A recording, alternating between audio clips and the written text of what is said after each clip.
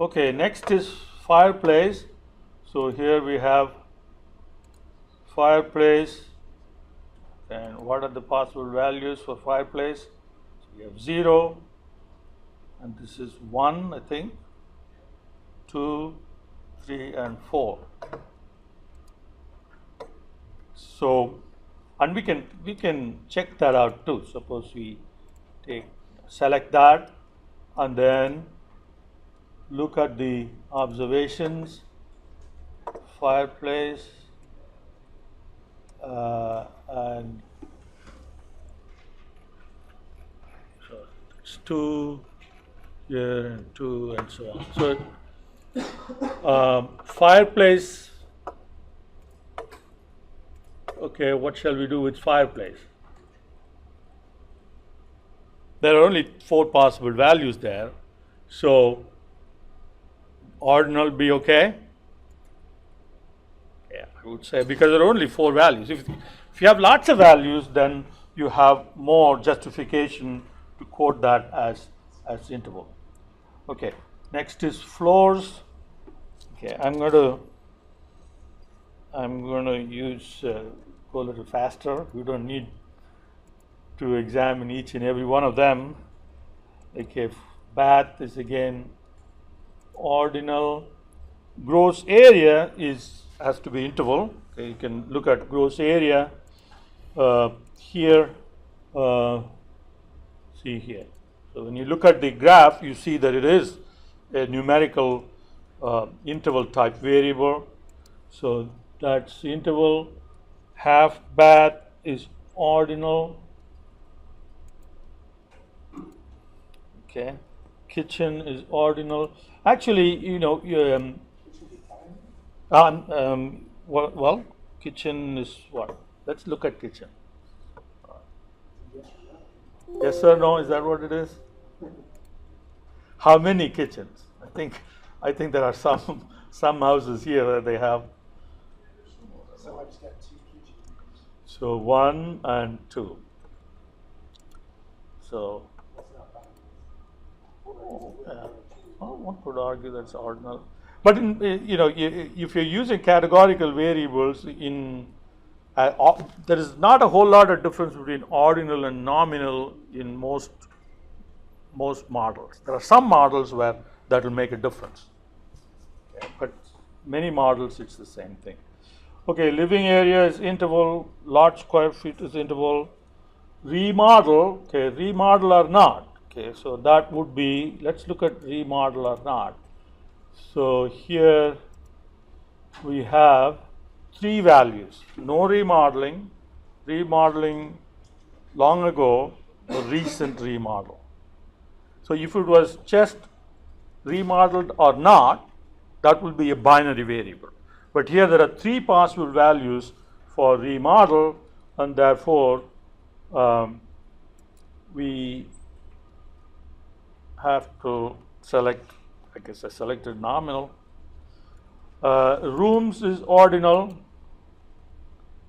Okay, now tax is interval, but tax we have rejected. Okay, total value is interval, and year built is interval too. Okay, yeah.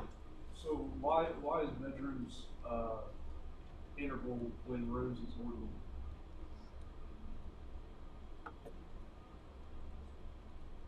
Okay, good question. How do you distinguish? I don't know.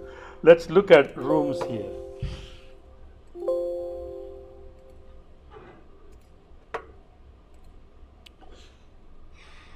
Oh yeah, rooms must be interval. Well, look at rooms. There are lots of values for rooms. So yes, you're right. Rooms must be interval.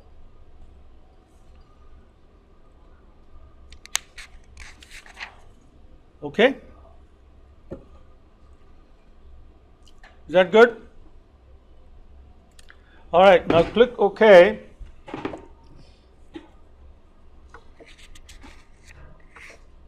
All right. So now you see there are a couple of tabs here. One is imported data.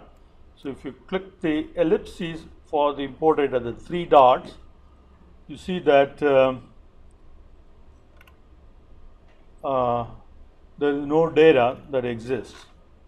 Okay, and same for export data. Okay, and here it tells you whether data exists or not. It says no data exists, and that's because you have to run a node for the node action to take place. So the way to do that is you make sure that the node is selected, okay, and you can click this icon here, run, okay, or you can right click and select run. Okay, they both will work. So you run, and tells you, is this what you want to do? Say yes, and then it will go through the process. Okay, and if it doesn't turn red, then you're okay. If you get a green check, so that means it's done the job. If you get a red border with an X, that means it's no good. Okay, so now you can look at the results. It will tell you what has happened. Okay, so how many interval variables, how many nominal, ordinal, how many rejected, and how many target, that kind of stuff.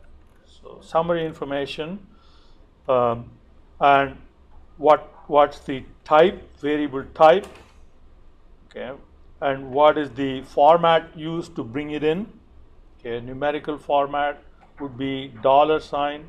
Would be character variables will have a $sign in front. Okay. Exit. Now you will see data. So if you click import, you see there is data that is imported. Okay, you can browse the data, that, or you can explore.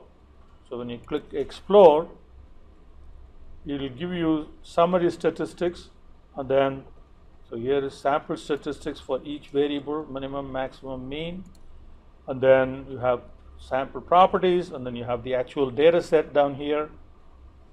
Okay, and you can also do some plots of the data. We will come to plots in a little bit. Okay, so that's the data coming into the node, and exported data, that's the data going out of the node. Okay, again we have trained data. Okay, none of the other data sets have data, that's just one. And then again you can do explore and browse and all that kind of stuff. Okay, so now we have data in the diagram ready for us to work on.